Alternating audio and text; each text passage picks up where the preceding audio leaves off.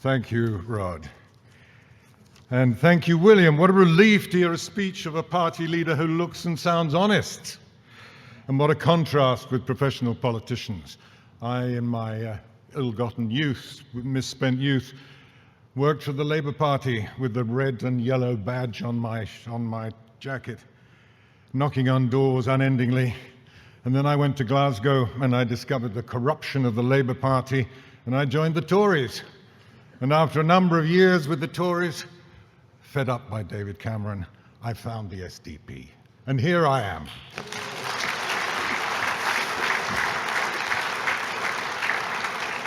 At the Tory conference, the best thing about Mr. Sunak's appearance was that charming lady who dropped in from the rich list to assure us what an ordinary kind of working bloke her husband is.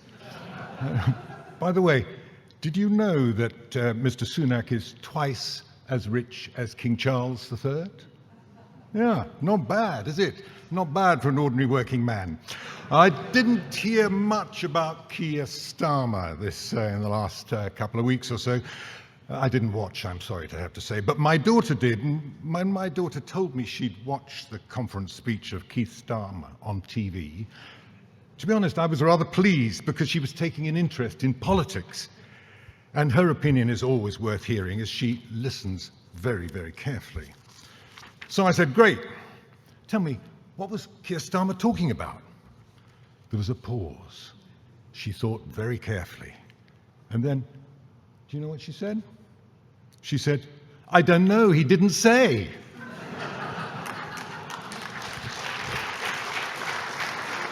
Of course they don't say.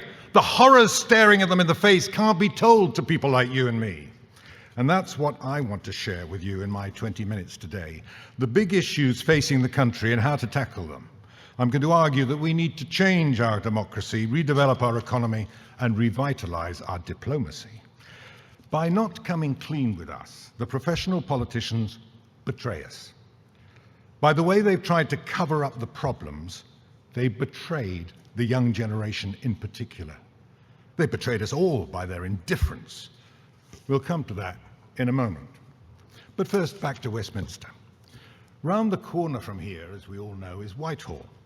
Later today, if you haven't already, please pass by the Royal Horse Guards and look on the other side of Whitehall, at the former Ministry of Defence. It's a magnificent building, but it's now become a luxury hotel few British people will ever enter except as servants. And it's something else. It's a symbol of how the political class is trying desperately to find money. As William said, they've sold off our electricity, our airports and our water supplies.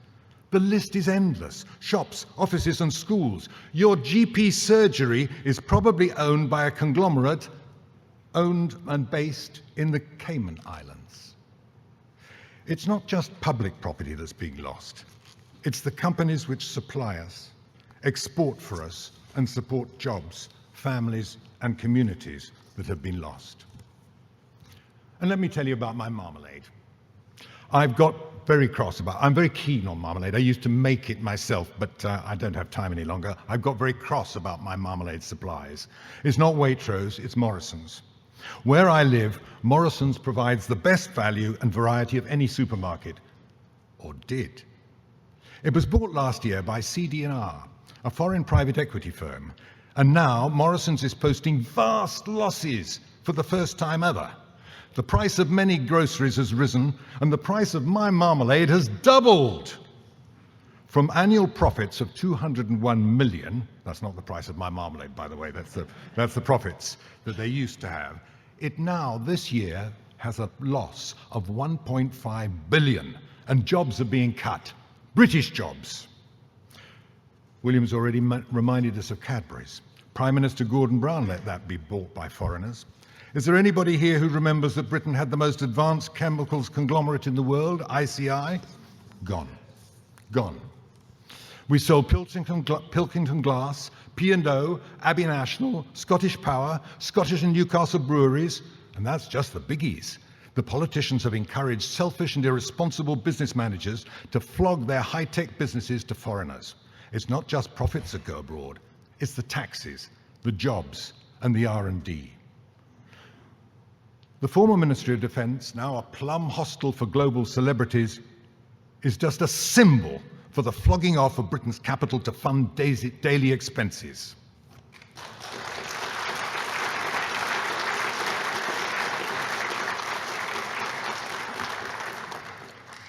Can I use the word Boris Johnson here? Does anybody mind? Boris Johnson has always had a clever way with words. Even if you don't like him, we've got to admit that. He invented cakeology. Remember cakeology? The theory which best describes the economic philosophy of our political class. Holding on to your cake and eating it, especially if it's other people's cake. The politicians will excuse themselves by saying that our industries are too few, that the remaining ones earn too little. Public debt is too great. They have to find money from somewhere. If it means selling off our children's future, sorry about that. Let's move on. There's another way of telling that story, and it's told in the reports of the OBR, Office for Budget Responsibility, and in the memos of think tanks, articles in the Financial Times. By the way, the Financial Times is now owned in Japan. And this is the story as they tell it. In our four nations, the economies are de-developing. The gap between rich and poor grows ever wider. The political class is alienated from many of the commoners. That's you and me, by the way, who are not of the political class. The debt accumulated will plunge the next generations into penury. The welfare state and health service are collapsing, and we are on course to admit another 10 million immigrants. These are the truths that our political leaders won't acknowledge. There has been a failure of democracy, a failure of development, and a failure of diplomacy. Let me go through these quickly. First point, failure of democracy. Our political class has failed us, not the Tories, not Labour, not Liberals, a whole gang of career politicians. They've failed to tell us the truth about how global changes have altered our position in the world, upended our economy, the way we live, and that these changes demand a vigorous response. In the past, the West propelled the rest, whereas now the rest propels the West. And we can only survive by hitching our wagons to the Asian locomotive. Why did we get Brexit? The commoners felt in their bones that their lives were being disrupted and that the European political class was indifferent. What they hoped our leaders would do was what Lee Kuan Yew did when he found himself in charge of the then basket case of Singapore many years ago, but freed from the ideology and incompetence of Malaysian politicians.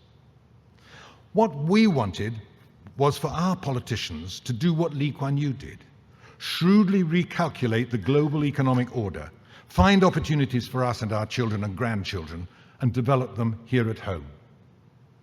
But they haven't.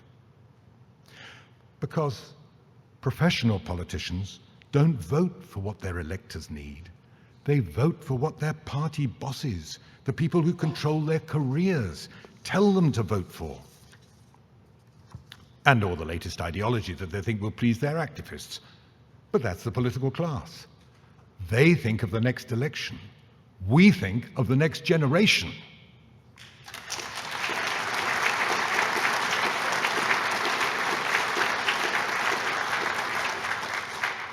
Second point, failure to develop. I've spent my entire life asking other people to do things I can't do myself. As a community worker in Scotland, I set up a college for school rejects to learn skills to get them jobs.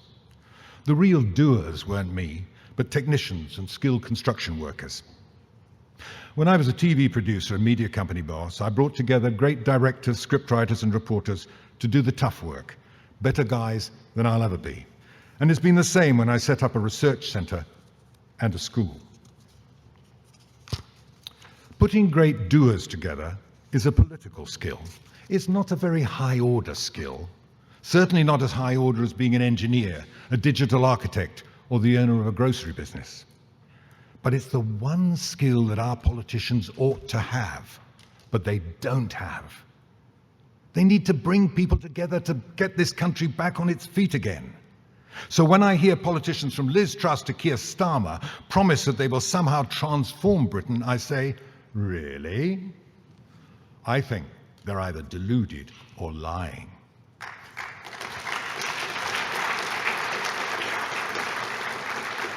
Their track record is appalling. Some try to cover themselves by saying, we're world class, 5th or maybe 6th richest economy in the world. Nonsense. We're around 28th in terms of level of income and 9th in economic size, having just been passed by Indonesia. How has this happened? From 1997 onwards, neither gang did much to turn around our economy. They should have worked out how we can revive to survive in the age of Asia, how our people can have jobs, how our children and grandchildren can have homes and pensions. Instead, they bought votes by borrowing money to keep the welfare state going, borrowing money that will be paid back by the next generation, or the one after that, or the one after that. That was all spending, all money out. You and I, no matter what your age is, have lived through recessions, when people have been laid off and businesses collapsed. We know what happens eventually if annual expenditure in our families exceeds annual income. Either we go bust and lose the house, or our children spend their lives paying off debts. That's what's happening to Britain, because of the indifference of the political class. But let me not malign them too much. They've been doing something about earning money. As we've seen, they've been selling off assets. But they've had other clever ideas too. Last week, I was on Edinburgh's Royal Mile, and I found myself at every turn surrounded by foreign students. The only people wearing kilts were Nigerians. It's not surprising. 18,000 places at Edinburgh University are taken by overseas students, 12,000 by Scots. But that's not immodest. At University College London, 24,000 foreigners are taking over half of all student places. Now, the question in my mind is, well, don't get me wrong, I'm proud that we can help other countries educate their workforces, and I value the business and cultural connections that come from this. The question in my mind is, are we doing it at the expense of British applicants? My son's schoolmates found it difficult, very difficult, to get into medical school not long ago because foreigners pay 5 times what the Brits pay. Is it possible that the politicians and the overpaid university bosses are conspiring to turn universities into businesses which train up other countries' workforces, not ours?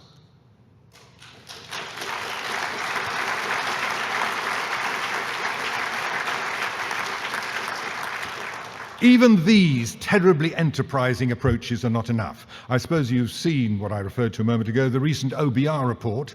Its authors predict that just to keep on paying the interest on what the politicians have borrowed, any government after the next election, will cut services and raise taxes like we've never seen before. No wonder Sunak and Starmer conspire to hide reality.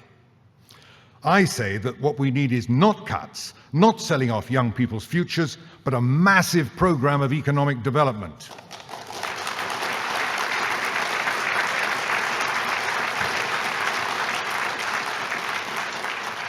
Political parties, public servants, everybody should put development at the top of their agendas, sweep away the barriers to enterprise, and aim to have the 4 nations self-sufficient in essentials, balanced in incomes and outgoings, and debt-free. That's what we need.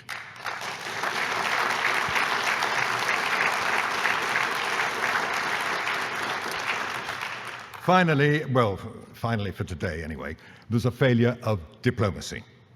Diplomacy is the art of getting things done abroad that matter to our future with cunning. And heavens, the weaker we are, the more cunning we need to be. We all know the problems we share with the rest of humanity. Climate change, environmental degradation, terrorism, nuclear, biological, chemical warfare, proliferation. Our efforts in these areas have been completely overshadowed over the last generation by our involvement in wars. I'm not talking about Ukraine, though that could have been avoided if we'd told Putin where to get off 10 years ago. Earlier wars have cost us billions, which could have been invested in our country.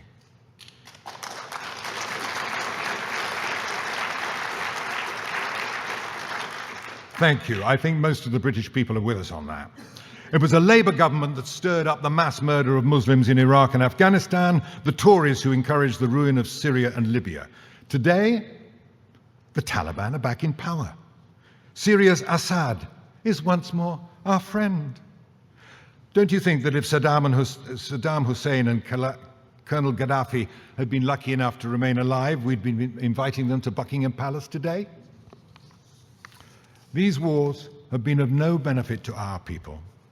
They've caused terrible suffering, and they've inflamed hatred for us so that we have militarized our police and fear terrorist attacks as savage as those we have just witnessed in Israel, about which Rod spoke so movingly a few minutes ago.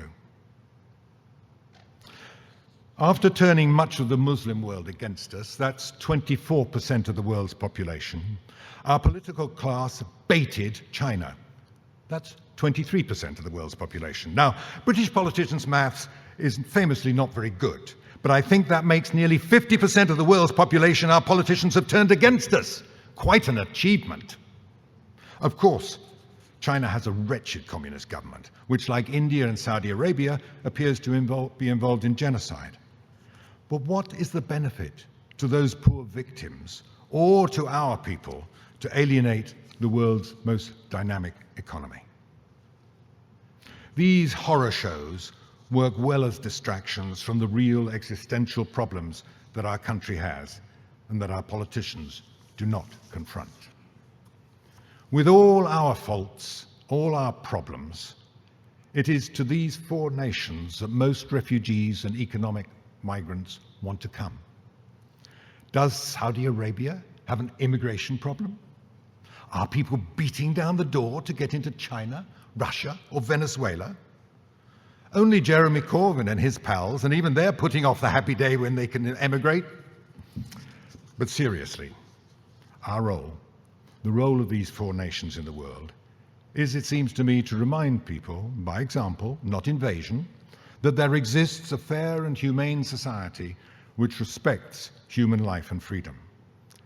It made the only empire which made its objective the independence of its subjects, the only country which tried to abolish slavery universally. Our identity is something the oppressed of the world can point to, giving them hope for their own future.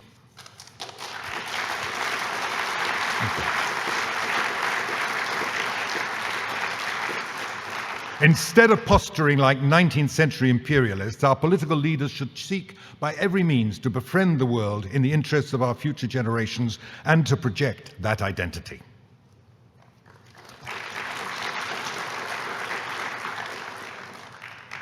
Thank you.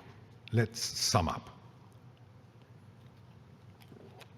At root of the failures of our politicians, their betrayal, is their lack of a vision of what the four nations of these islands have achieved in pointing the way to a more humane future and how our influence can continue when our power is less. As Rod mentioned, I'm publishing a little book in March, Who Are We?, which looks at our country through the eyes of Asians and proposes that only by reasserting our amazing positive contribution to the world can we help fellow humanity deal with the existential problems. But for us to be able to do that, we need to get our own house in order. We need a policy to make change possible. I call it democracy. An end to career politicians. Let's start with abolishing the unnecessary Mayor of London.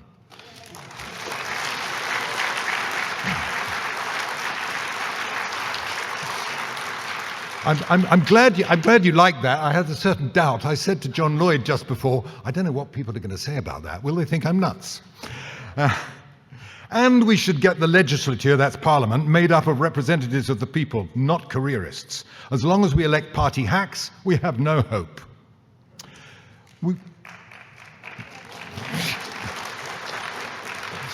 We need a policy for the future, development. We need an aggressive development of the left-behind areas. We need industries that provide local jobs and are taxed locally.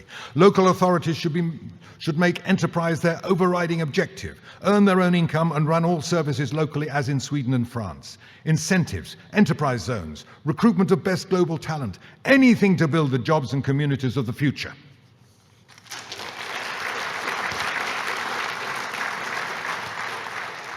If the Chinese can do that after communism had destroyed every farm, business and school, then so can we.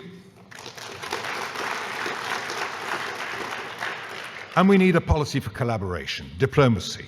We must put as number one working with the USA, China, India and the EU to resolve those big existential problems and promote the interests of our people, desist from fighting other people's wars. We should take account of the aspirations of the young everywhere on the environment and for less unequal societies. In sum, we want to end the age of selfishness, what William has called the age of indifference. In our four nations, only a political party, to me it seems, which comes out of the left in the tradition of Keir Hardie, can revitalise our democracy, set us on the road of redevelopment, and use diplomacy to serve not the interests of others, but the interests of the British people in the world. A homecoming.